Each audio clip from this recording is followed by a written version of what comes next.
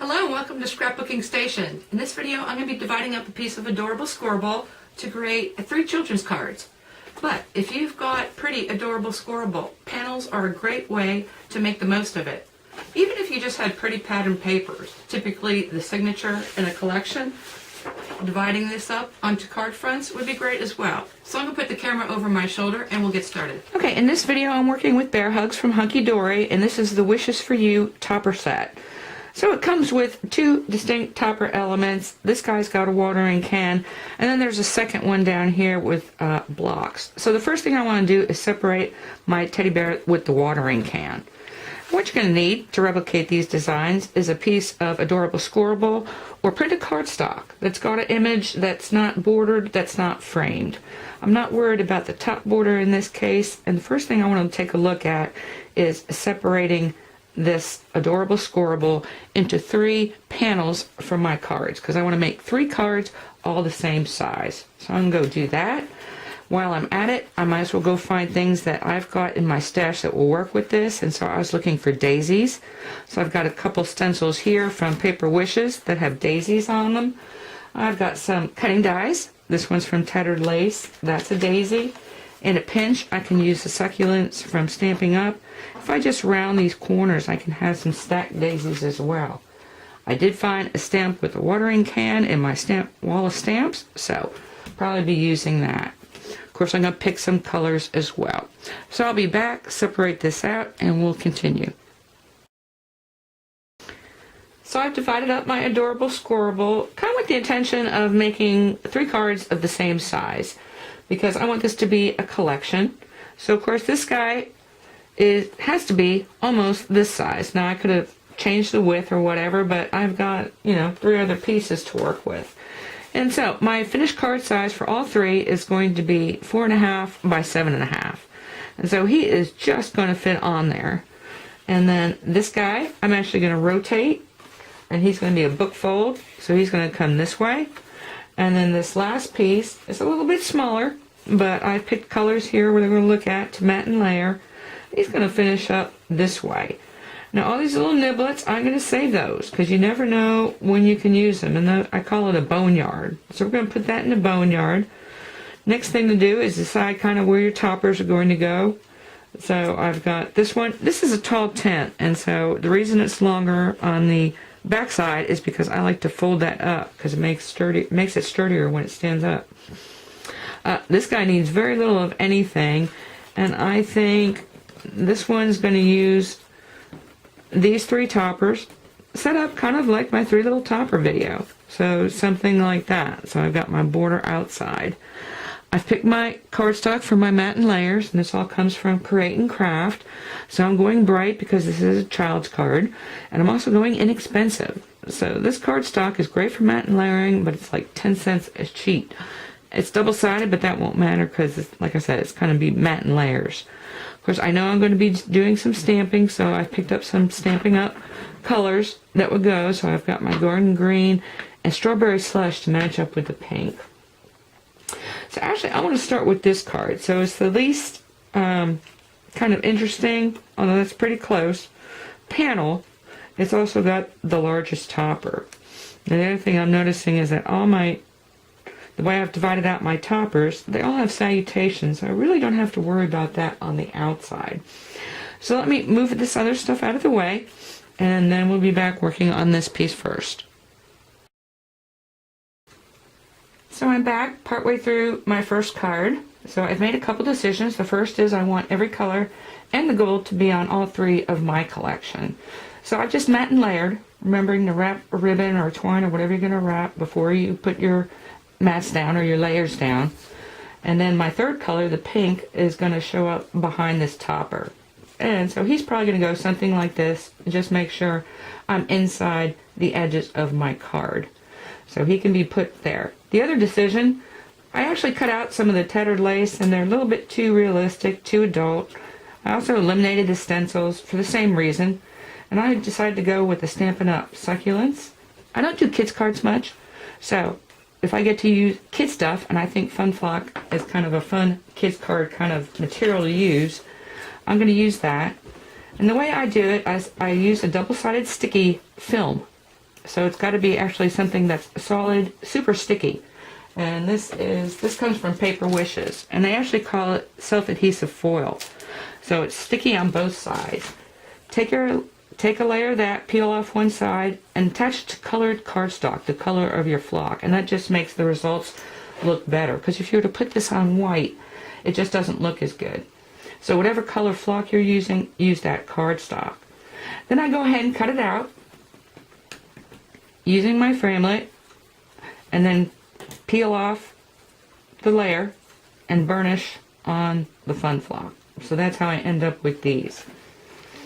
On the inside, I've already decided where I'm going with that as well. So I had that fold over, and I decided to go ahead and leave it as a pocket. So when I folded it over, I just attached it here and here, so if you want to slide something in, you can. Birthday stamp worked out for me. I did add one color, Yo-Yo Yellow, to the mix, and in future cards, I'm going to change that color. That was a Strawberry Slush. And I'm going to try Pixie Pink for my next card, because that was a little bit too red for my taste. Scallop the edge. I'm going to put these here. And of course, whatever elements I put on front, I like to do flatter versions on the inside. So I just cut out some more of these daisies. And then what I've got here is the gold foil sheet, and I just use hole punches to cut out centers. So let me throw the rest of this together, and then we'll look at the finished piece.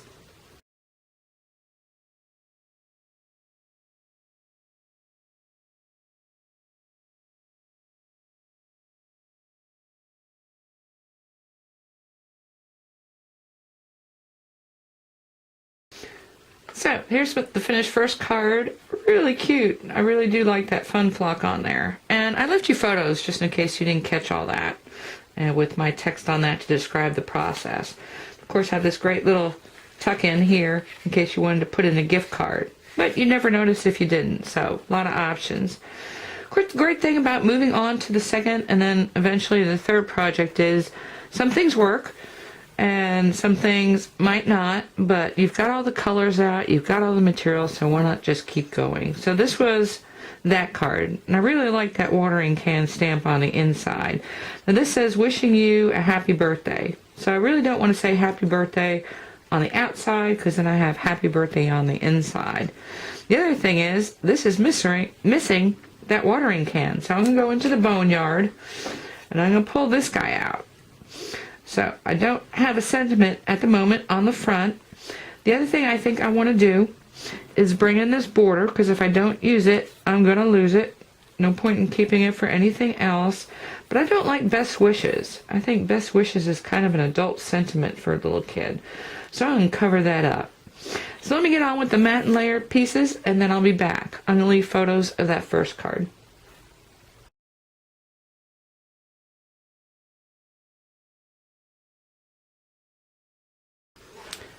So in the second project, I've got my base card finished up and a couple of the mats and layers. I did cut this short, about 5/8. That fit my strip, and I just put a piece of my colored cardstock over those sentiments there.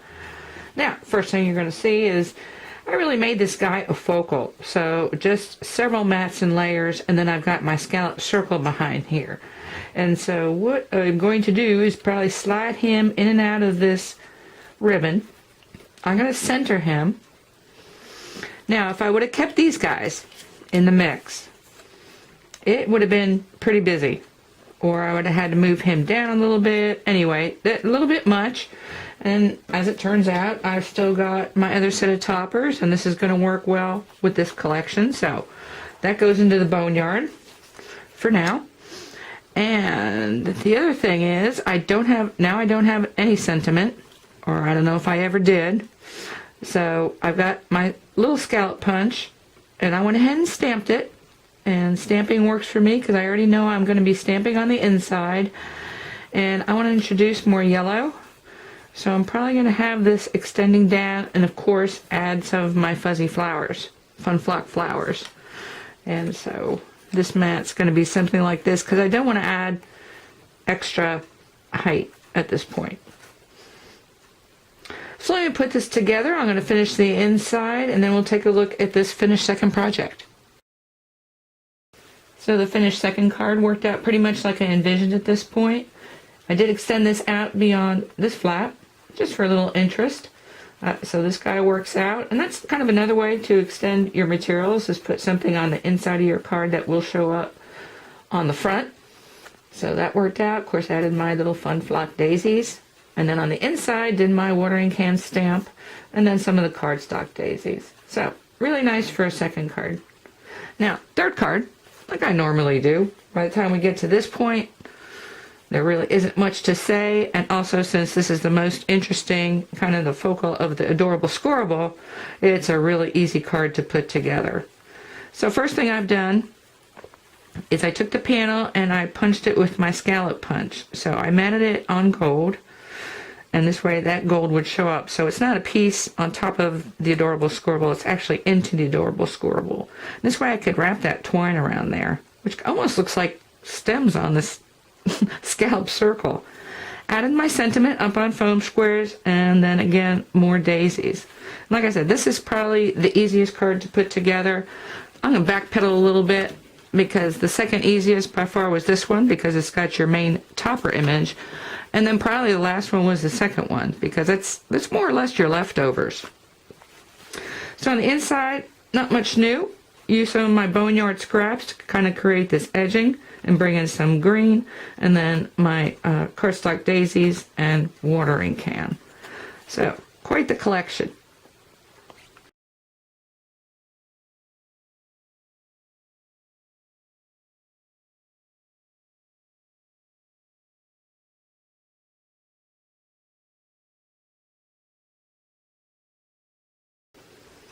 Okay, so at this point I just wanted to kind of bring back my Adorable Scorable put back together. So of course this was the main piece that cut out. This one gets that border. This one's got this border. I'm going to put this into my collection because remember I've still got that other set to work with. Of course when you make three of the same or sort of the same cards, it kind of mass produce those envelopes. So I made the 3 envelopes to go with this as well. So I'm going to leave pictures with that, and like I typically do, maybe you don't have bear hugs, but I do want to mention that, kind of unusual, but the foil piece of cardstock that went with this topper set can also be done in exactly the same way, because this guy, again, is not bordered or framed, so he'd make the nice focal. I'd have another piece up here, and then a piece up here. Then I want to talk about, it's really not necessary that all 3 be the same size, and this is a really great kind of way to deal with, let me see if I'm moving back enough, your favorite piece of Adorable Scorable, because you really waste very little. So this comes from Flight of the Butterflies. This is the original collection. They've got a second collection out in a different color scheme. But if you were to follow, ignore this guy for a little bit, but if you were to follow the base panels of all 4 of these cards, of course, again, kind of resizing to kind of fit because I didn't want to waste a thing. This is one panel, or one piece of Adorable Scorable. Of course, this guy is actually just 2 half-inch strips, and then some leftovers with some of the, what do they call those, concept cards. So concept cards that I don't make great borders and trims. So anyway, be thinking about that for your really pretty or your favorite Adorable Scorable.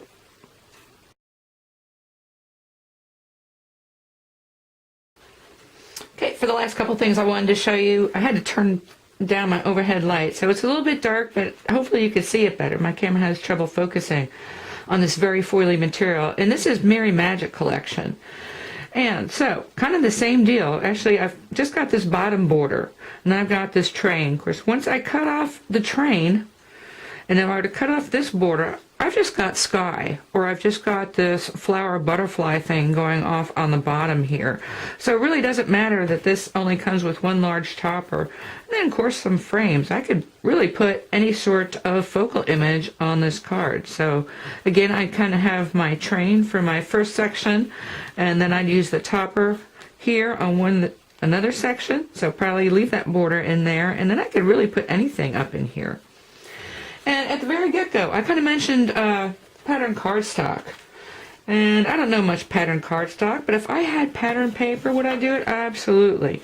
Usually it's kind of the signature piece in the collection. This comes from Paper Wishes. It's Roses in Harmony. But I cut this into really interesting panels. Of course, your most interesting panels, you wouldn't have to do much. It's kind of in the same way that you're dealing with Adorable Scorable. And I'm not sure that all you that shop Paper Wishes are aware, but every collection of cardstock has a freebie download of toppers. So you've got actually kind of your topper sheet already put together, and you can print them on anything. So craft, I printed one on vellum, and then this one's actually on a piece of transparency film. So I can do a lot of fun things with this paper. Of course, then you've got 12 other, if not, 12 other patterns to go along with everything. And the last piece I wanted to show